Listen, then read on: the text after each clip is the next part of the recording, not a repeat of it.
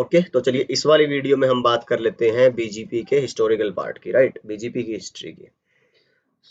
अगर आप देखें इनिशियली जो आपका इंटरनेट शुरू किया गया था तो that was started with a totally different name, है ना। तो कभी नहीं सोचा था जिन्होंने इनिशिएट किया था इस प्रोजेक्ट को कि it would be that big of the success, है ना। तो सबसे पहले तो यही बात याद रखनी है। फिर स्टार्ट किसने किया, किस पर्पज के लिए? तो ये स्टार्ट किया गया था यूएस में, डिपार्टमेंट ऑफ डिफेंस ने, डीओडी जिसको बोलते हैं ना। तो उन्होंने क्या किया कि यार जो आपके टेलीकॉम के नेटवर्क्स हैं, सोचिए उससे पहले भी आपके नेटवर्क होते थे जिसको टेलीकॉम के नेटवर्क बोलते हैं ना, जो टेलीफोन के थ्रू कम्युनिकेशन करते थे आप। अगर बहुत पुराने नेटवर्क्स को देखोगे जिसमें घोड़ों पे बैठ के लोग या फिर कबूतरों से चिट्ठियां भेजते थे, जो भी आपको कम्युनिकेशन करवानी थी from one place to another. लेकिन उसके बाद फिर धीरे धीरे टेलीफोन का टाइम आया, और टेलीफोन कम्युनिकेशन जो आपकी वॉइस कॉल्स थी, है ना, लैंडलाइन फोन्स थे, उनके थ्रू आपकी कम्युनिकेशन होने लगी। तो बहुत पावरफुल थी, बहुत बेहतरीन थी आपके अगर टेक्नोलॉजी की एडवांसमेंट के हिसाब से देखो। लेकिन अब उसमें दिक्कत ये है कि आपका सिंगल पॉइंट ऑफ फेलियर है, one city to another city, and one क्या बोलते हैं आपका मेजर जो स्टेट्स टू अनदर स्टेट्स हैं।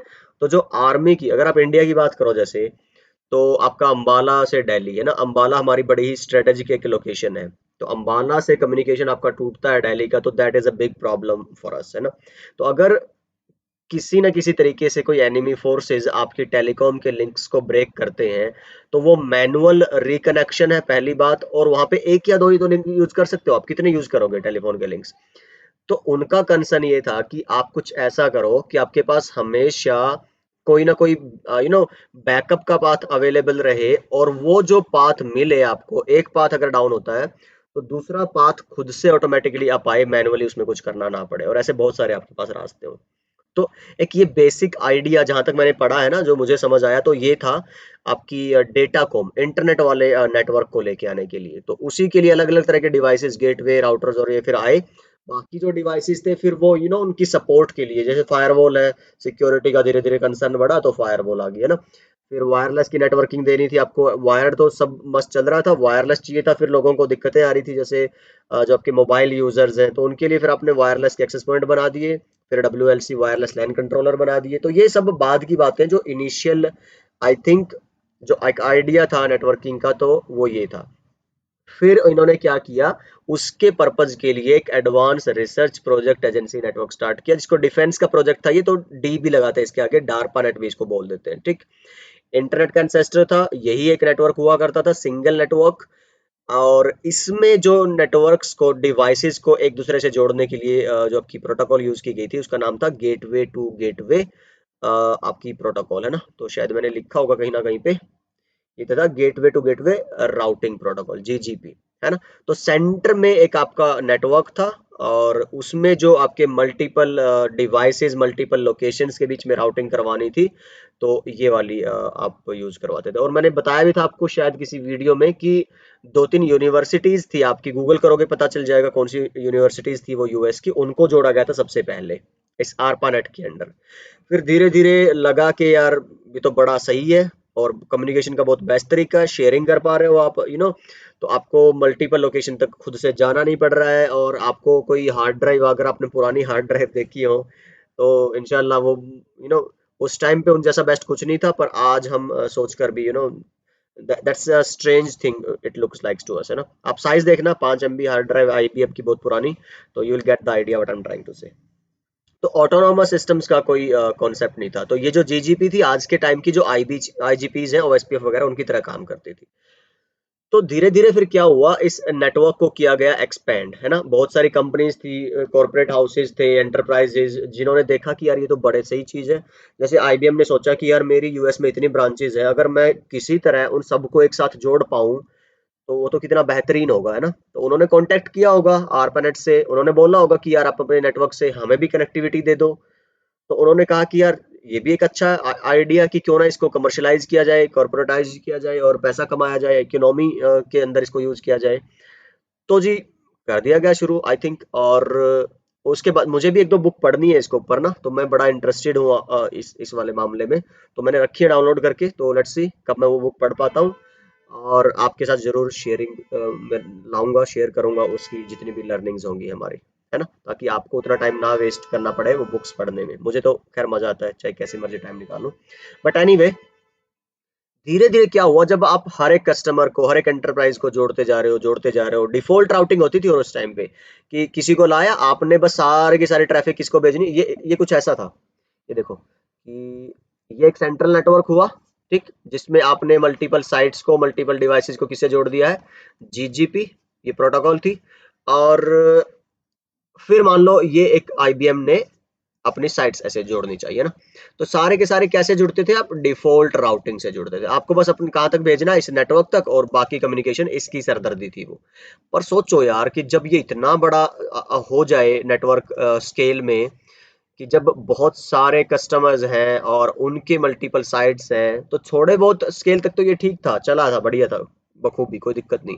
लेकिन जब बहुत सारी कनेक्टिविटी आपको देनी पड़ी, तो ये जो यहाँ पे इंजीनियर्स काम कर रहे हैं, इन्होंने क्या सोच देखा कि यार ये हमारे लिए अनमैनेजेबल होता जा रहा है, क्योंकि राउटिंग टेबल का साइज बहुत ज्यादा बड़ा होता जा रहा था, क्योंकि ये सिंगल नेटवर्क है, इसको किसी और हिस्सों में बांटा नहीं गया, भाई छोटे छोटे टुकड़े बना दिए, किसी पार्ट को कोई मैनेज कर रहा है, किसी पार्ट को कोई, और फिर उन सबको जोड़ दिया गया, नहीं, ये सेंट्रल था, और ये कोर बैकबोन जो है बहुत बड़ी होती जा रही थी।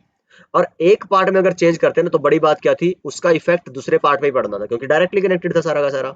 इसलिए सारे इंजीनियर्स को, एक तो बहुत सारे इंजीनियर्स की जरूरत है, और उनके बीच में कम्युनिकेशन की, बहुत पावरफुल कम्युनिकेशन की जरूरत है। तो ये सारी चीजें आप देखोगे यहाँ पे मैंने लिखी हुई है, इसकी वजह से क्या हुआ कि भाई, और इवन आपके डिवाइसेस भी यार, हार्डवेयर सोचो कितना पावरफुल चाहिए होगा आपको सारे, क्योंकि हर एक राउटर को, जितने भी, हर एक जो डिवाइस कहूंगा मैं यहाँ पे, उसको बाकी सारे रूट्स चाहिए थे। तो देखो कितनी पावरफुल राउटिंग टेबल और रैम वगैरह, सीपीयू कितना चाहिए होगा। तो ये सारी प्रॉब्लम्स थी, उनको दूर करने के लिए फिर क्या हुआ कि जीजीपी एक सेंट्रल जो अप्रोच थी आपकी, वो एक सुटेबल सोल्यूशन नहीं रहा ओवर टाइम, इतने बड़े नेटवर्क को मैनेज करने के लिए।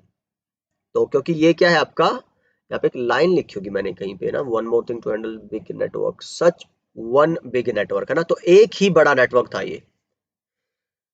चलिए, तो कुछ आइडियाज मांगे गए, जैसे IPv4 के एड्रेसेस कम पड़ रहे थे, तो आईना ने कुछ आइडिया मांगे कि क्या किया जाए, तो फिर IPv6 आया था, है ना।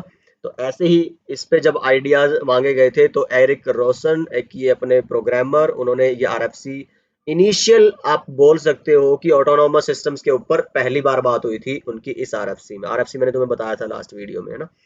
उन्होंने प्रपोज किया कि क्यों ना इस पूरी बैकबोन को छोटे छोटे पार्ट्स में डिवाइड कर दिया जाए, और ये जो पार्ट्स हैं इनको सेपरेट एंटिटीज मैनेज करें, और इंटरनेट को जब भी स्केल करना है, तो जब लगे कि हाँ यार अब आपको और नए हिस्से जोड़ने हैं, तो या तो उस एग्जिस्टिंग एएस से, या फिर कोई और नया एएस आप बनाओ, ठीक।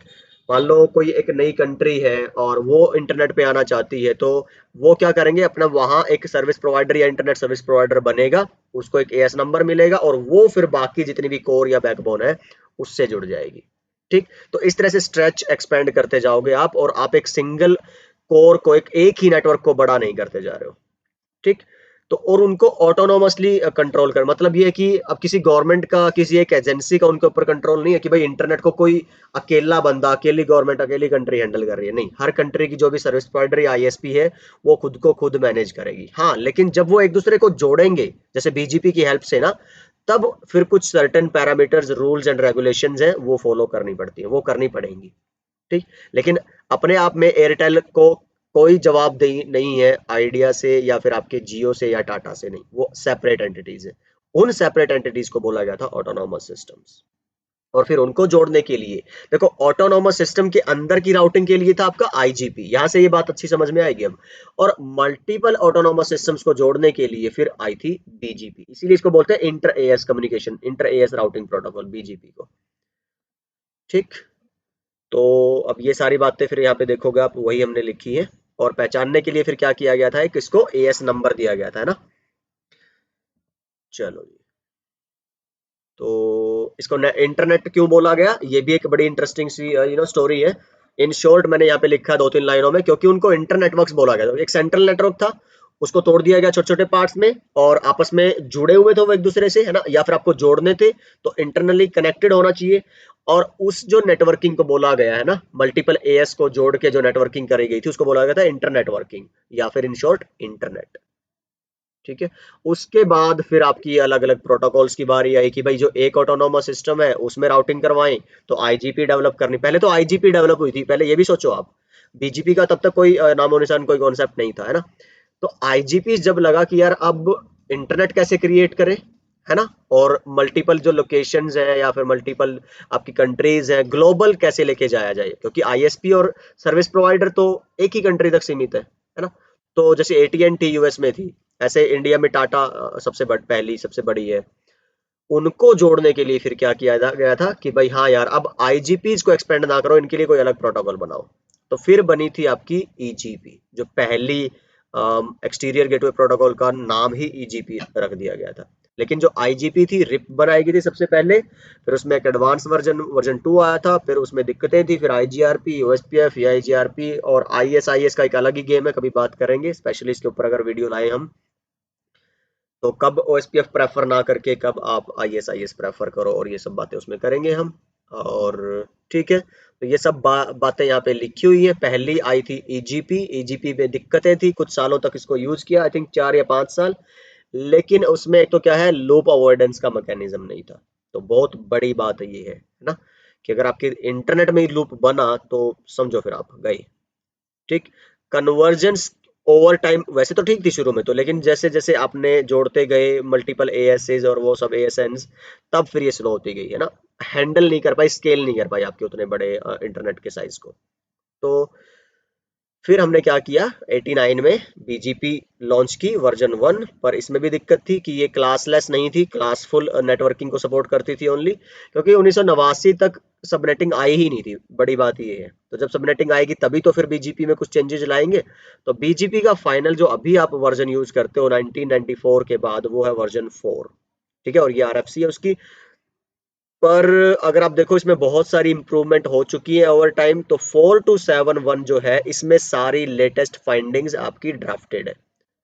तो वो आप पढ़िए अगर आपको बीजीपी की लेटेस्ट इंफॉर्मेशन कोई भी चाहिए है तो ये सब बातें हुई जी आपकी।